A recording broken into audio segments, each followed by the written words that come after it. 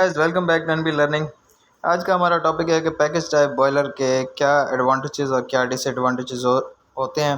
Kindly channel को subscribe कर दें।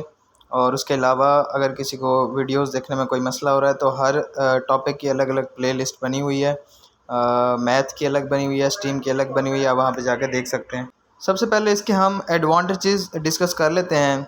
पैकेज टाइप बॉयलर का सबसे पहला जो एडवांटेजेस है वो ये है कि लेस कॉस्ट होते हैं। लेस कॉस्ट इसलिए होते हैं क्योंकि पैकेज टाइप बॉयलर की फैब्रिकेशन, असेंबलिंग वगैरह सब कुछ जो है वो हमारा साइड पे यानी कि हमारे प्लांट के अंदर नहीं होता। वो मैन्युफैक्चरिंग कंपनी जिससे भी आप परचेज़ कर रहे होते हैं वो अपनी वर्कशॉप वगैरह में उसको रेडी करते हैं।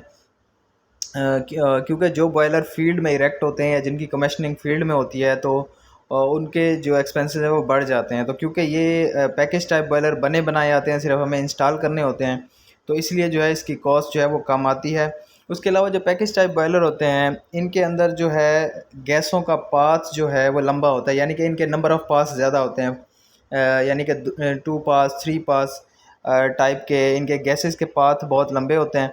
उससे ये होता है कि जो हमारी फ्लू गैसेस हैं वो उनको एक लॉन्ग पाथ मिल जाता है, जिसकी वजह से मैक्सिमम जो है हम फ्लू गैसेस की हीट को जो है अपने पानी तक ट्रांसफ़र कर सकते हैं और मिनिमम जो स्टैक का टेम्परेचर है वो हम रख सकते हैं। उसके अलावा इसकी जो स्पेस होती है पैकेज टाइप बॉयलर को लगाने के लिए जगह जो है वो कम चाहिए होती है।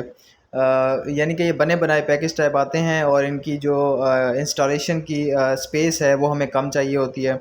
उसके अलावा जो पैकेज टाइप बॉयलर होते हैं क्योंकि ये कंपनी में तैयार होके आते हैं तो इनकी जो ऑटोमेशन कंट्रोल होता है वो बहुत अच्छा होता है। यानी कि लेवल कंट्रोल हो गया, एयर फ्यूल रेशो कंट्रोलिंग हो गई।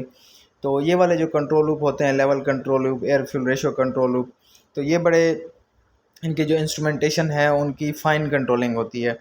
तो ये थे पैकेज टाइप बॉयलर के एडवांटेजेस। और उसके अलावा डिसएडवांटेजेस में अगर हम देखें तो डिसएडवांटेजेस में सबसे पहला डिसएडवांटेज ये है कि इसकी क्लीनिंग करना मुश्किल होता है, क्योंकि जो पैकेज टाइप बॉयलर होते हैं वो कम स्पेस लेते हैं और कम्पैक्ट किस्म के हमारे जो हैं पैकेज टाइप बॉयलर होते हैं। और बिल्कुल जो है इनमें इनकी गैसों के पाथ बहुत लेंथी होते हैं, नंबर ऑफ़ ट्यूब्स बहुत ज़्यादा होती हैं।